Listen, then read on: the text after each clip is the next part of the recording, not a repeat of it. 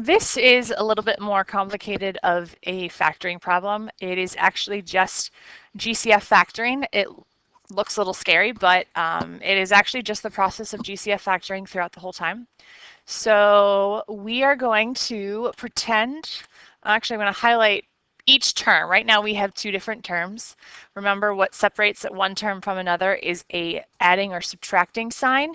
If we have some expressions that are multiplied together, they are all considered the same term. So when we look at these two terms, let's first look at the numbers that they have up front, the 6 and the 12. Well, the GCF between 6 and 12 is 6. Then we see that both terms have an x minus 3.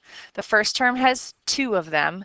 The second term has 3 of them, so they have 2 of them in common.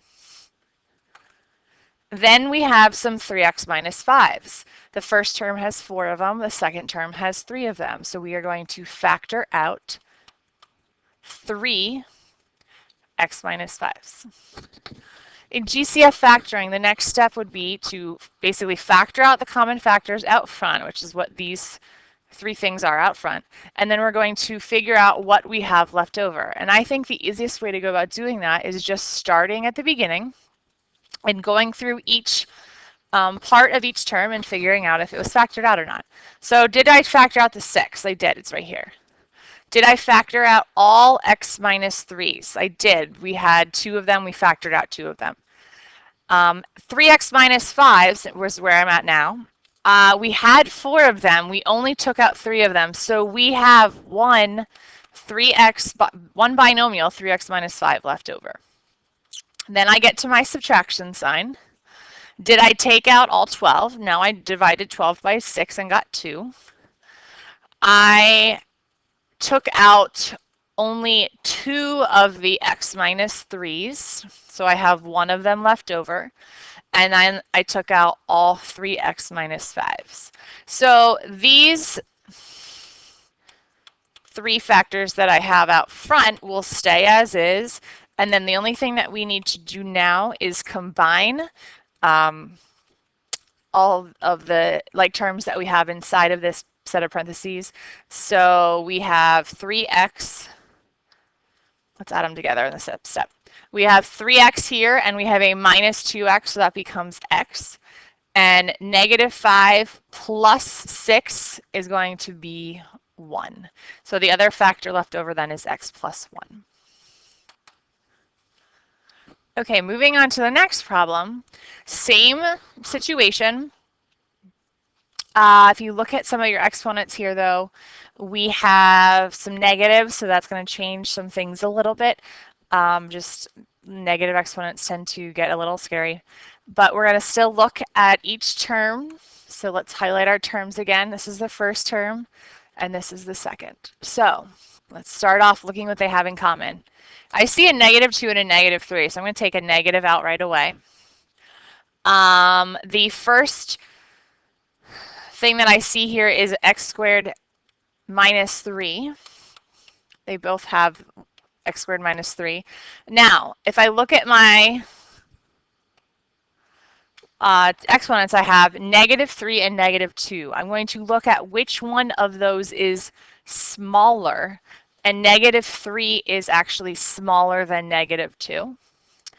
And then I only have 2x over on this side. The other term does not have it. So x plus 1 to the third and x plus 1 to the second means I'm going to take out an x plus 1 to the second.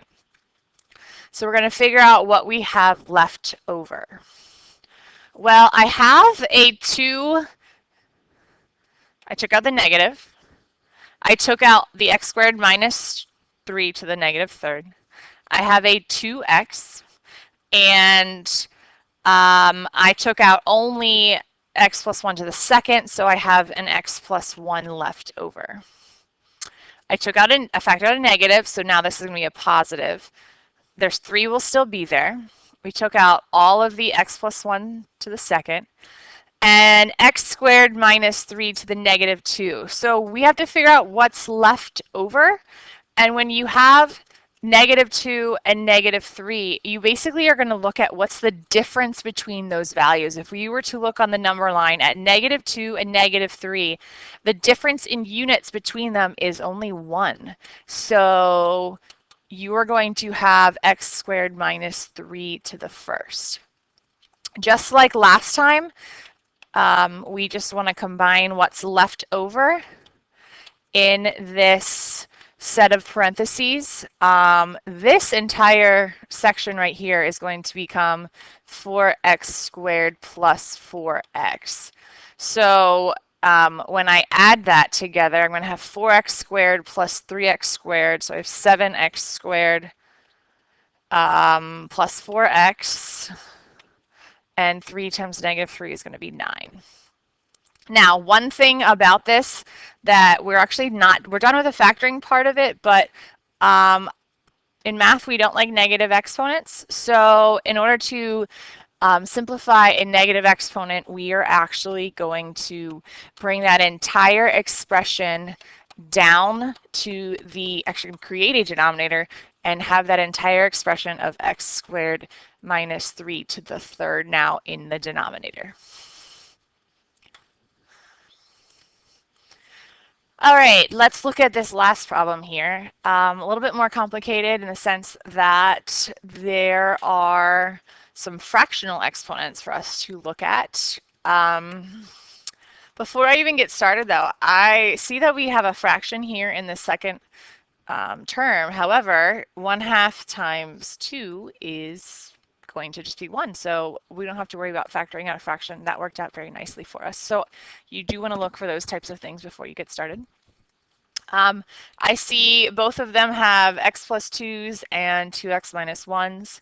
So the exponents on x squared plus 2's are 4 and 5. So I'm going to take out the smaller of those, which is going to be 4. And 2x minus 1, our exponents are 1/2 and -1/2. So we're going to look at the smaller of those two, which is going to be the -1/2. And we're going to figure out what is left over. I still have the 5. I took out the x squared plus 2 to the fourth. So I have 5 still in the problem and 2x. So that's actually going to become 10x. And 2x minus 1 to the 1/2. And I took out a -1/2. So the difference on a number line between 1/2 and -1/2 is going to be 1. Here's my addition sign. I took out all of the 2x minus 1's. So I have actually, since I took out only 4 x squared plus 2's, I have 1 of them left over. So let's just simplify what we have in the leftover remaining factor here. We're going to have a 20x squared plus an x squared is 21x squared and -10x and 2. Just like the last problem, I don't like to see negative exponents. So we're going to take that negative exponent, move it down to the denominator to make that negative exponent positive, and then the rest of the problem is going to be as follows. And we are factored.